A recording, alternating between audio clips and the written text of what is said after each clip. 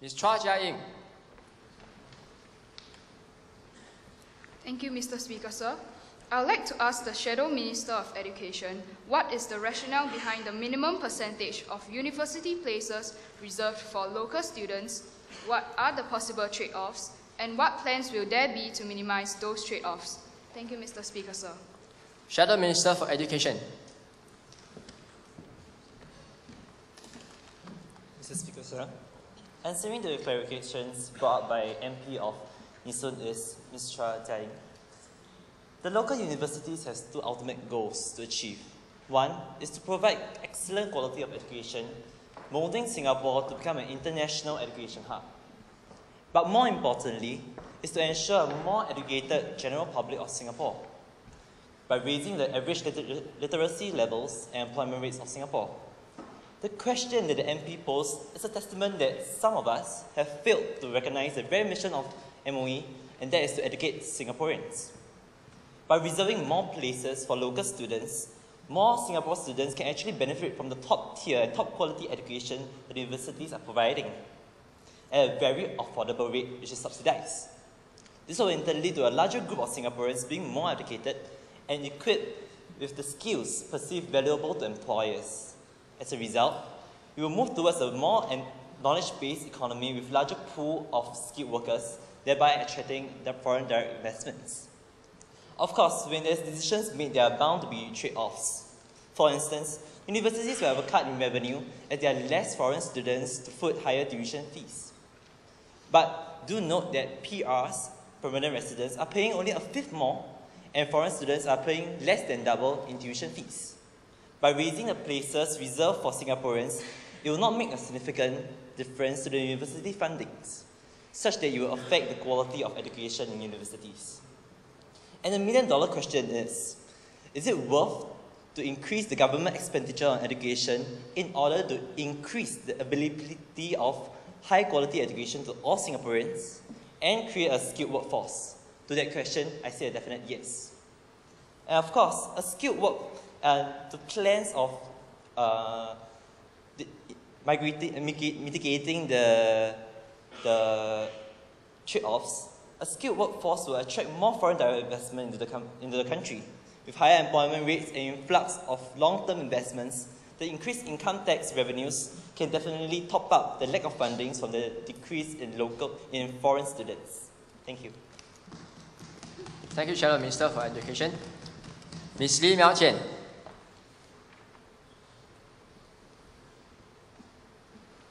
To ask the Shadow Minister of Education on the intentions to decrease the number of foreign students. Mr. Speaker, sir, I understand that this question has been asked just now, but I feel that the Shadow Minister of Education have not specifically answered the question on will these restrictions impinge on the quality of the foreign students in local universities, decrease the necessary competition that is needed in our current education system, and deter foreign talents from pursuing a local degree? Thank you.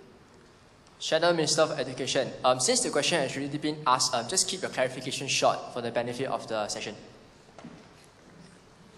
Mr. Speaker, sir, in fact, I see the question slightly different from what's being asked. For example, the only impeachment I can foresee is that only high-quality foreign students that will be useful in creating a stimulating learning environment will be admitted to our local universities. It's simple. With fewer places left for foreign students, only the creme de la creme can enter the university. The worry for decreased competition is rather invalid. With more deserving foreign talents being admitted into the courses, they will still serve to bring up the standards of class conversations and effort being put in. There will be no worries or complacency for students, regardless of local and foreign, to try to outdo each other and themselves. And more importantly, should competition be necessary to push students to perform better academically and work harder? While competition is indeed a way to push students, it's not a sustainable and a healthy way. The right way is to spur interest in students about a topic and course, and therefore be driven to do well. And regarding the last question about deterring foreign talents from pursuing a local degree, this should not be a top concern for our government. It's not the duty of the government to provide places and subsidies for foreign students. In fact, the government should place more emphasis on how to retain these talents and assimilate them into our society and economy. We certainly do not want these talents that we nurtured to flow overseas and cause a brain drain situation. Thank you. Thank you, Shadow Minister. Mr. Yu Ming Hao.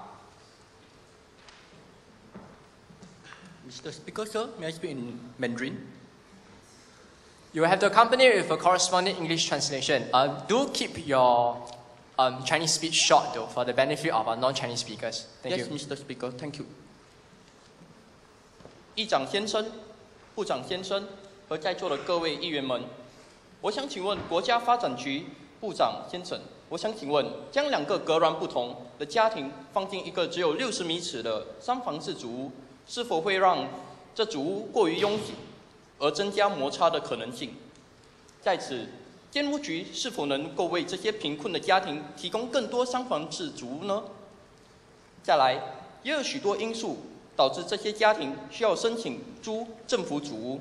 那么，请问部长先生能否检讨这些因素，并协助这些家庭吗？虽然我们对政府提供更多完善的乐龄设施感到十分欣慰和鼓舞，但是为什么在许多成熟的住屋区却没有建更多的康老中心呢？近年来，许多在主屋区营业的商店已经面临了许多挑战。那么，如果提供更多商店的话，岂不是加重这些商店的负担吗？对此，部长有何对策呢？ Mr. Speaker, sir, honourable members, I'd like to ask the Minister for National Development whether the placing of two completely different families into a 3-room flat, even for a few months, would make the flat highly congested and increase the potential for conflict.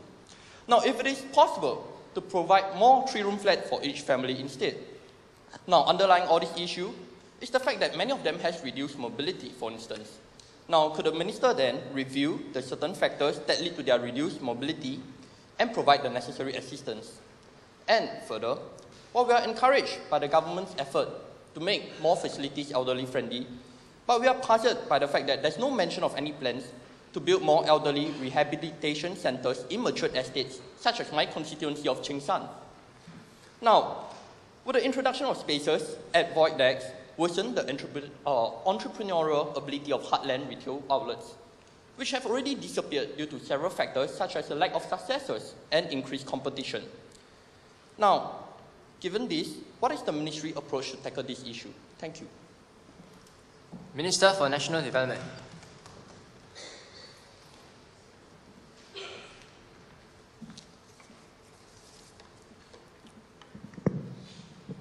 Thank you, Mr. Speaker. I would like to start by addressing the interim rental housing scheme. About 1,600 families are currently staying in IRH under a co-sharing arrangement. IRH are mostly 3-room flats.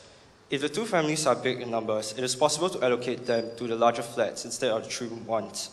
Co-sharing helps tenants reduce their individual rental costs. Providing a 3-room flat for each family is not advisable, as they may not be able to afford for the total rental cost. Most of the tenants are able to get along well so far. There are about 40 feedback cases concerning flat sharing. These cases were resolved amicably through mediation by repairing the tenants with another family or relocating them to another IRH flat. As part of the recent enhancements to the IRH scheme, HDB has introduced additional guidelines to facilitate better pairing of households. This includes capping the number of occupiers per flat and arranging for the two families to meet up before they are paired. This reduces the potential for conflict. And to address the issue for social mobility, there are several reasons for reduced social mobility. An incomplete education is one reason. Despite the government's best effort at providing equal opportunities for all in terms of access to education, there are still those who fall between the cracks. Despite this, education still remains the best option for the lower income children to break out of their social strata or more upwards. In some cases, personal circumstances and decisions have landed individuals in difficult circumstances themselves. Take, for instance, personal debt. In these cases, social mobility is downwards, and therein lies the truth about social mobility. It is as much upwards as it is downwards, but the government works hard to ensure that it is upwards for everyone to the best of its ability. So those are the reasons for reduced social mobility. But reduced social mobility is not the only reason for putting people into rental flats. The existence of rental flats is proof of larger social issues that need to be tackled by the government in the longer term. And currently, in many of the mature estates, they are already equipped with mentioned facilities such as elder care centres, many of which are set up by NTUC. I'd like to assure you that the government will continue to work together with NTUC in bid to expand and improve on the elder care project. The purpose of opening spaces at HDB void decks is not to dampen the entrepreneurship ability of heartland retailers, but to encourage entrepreneurship. There's a limited amount of space available for the opening of stores or shops, and therefore these new entrepreneurs are unlikely to be disrupted by the businesses of more established retailers in the heartlands. Furthermore, I would like to re-emphasize that the MND's role is to provide sufficient space for small enterprises to develop. The MND should not interfere in how the businesses are being run. Thank you. Thank you, Minister. At this point, I would like to make some remarks about the use of other national languages. It is my belief that we should take pride in our multiracial character, and therefore the use of any other national languages is highly commendable and encouraged. Since the questions are already available to you in English in the order paper, I would encourage members to use other national languages so as to make the debate more lively. Would that be in order? If you're in order, please say aye. Aye. Thank you. We move on to the next question. Mr. Eric Tay.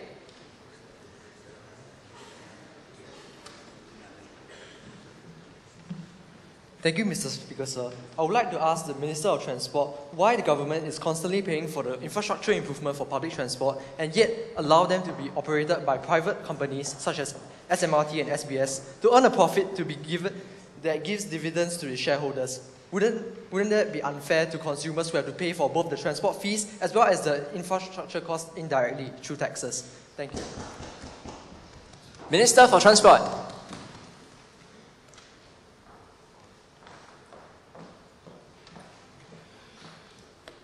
Mr. Speaker, sir, honourable members of Parliament, I thank my opposition counterpart for the question.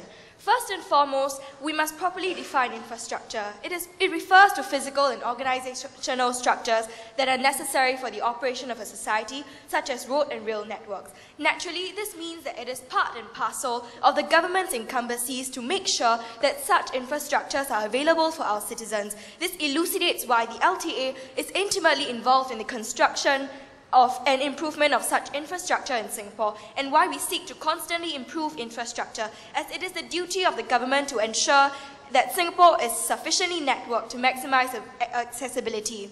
The government permits private companies to operate the transport system because if we choose to operate it ourselves, it will result in costs too monumental to be borne by the government. This loss of resources is emphatically undesirable, hence our firm stance on maintaining a regulated, contestable market. Here, allow me to point out two imperative facts with regard to the question. Firstly, that profits reaped by the train operators are slightly above expenditure without considering the components of foreign investments. Secondly, that one major shareholder of SMRT is Temasek Holdings, which is an investment company managed by the government. Combine these two noteworthy facts together, it means that the revenue generated by our major operators is returned to the government and the money is then disseminated back to the people. We see no problem with the current system. Lastly, I believe my opposition counterpart has made an incorrect link between infrastructural costs and transport fares. We must recognize the fact that the primary constituent of transport fares are operational costs borne by the operators themselves. Infrastructure is constructed by the LTA using taxpayers' monies and not transport fares. Seldom are these costs even passed to people, and in fact, it is not necessarily true that commuters even bear these infrastructural costs in the first place. As such, we believe that the current fare system is in line with regulations made by the PTC, and this is ultimately fair for our citizens. The government pays for the construction of infrastructure, as it is our fundamental obligation to do so. We allow transport to be operated by private enterprises because to do so otherwise would be extremely detrimental. Thank you. Thank you, Minister.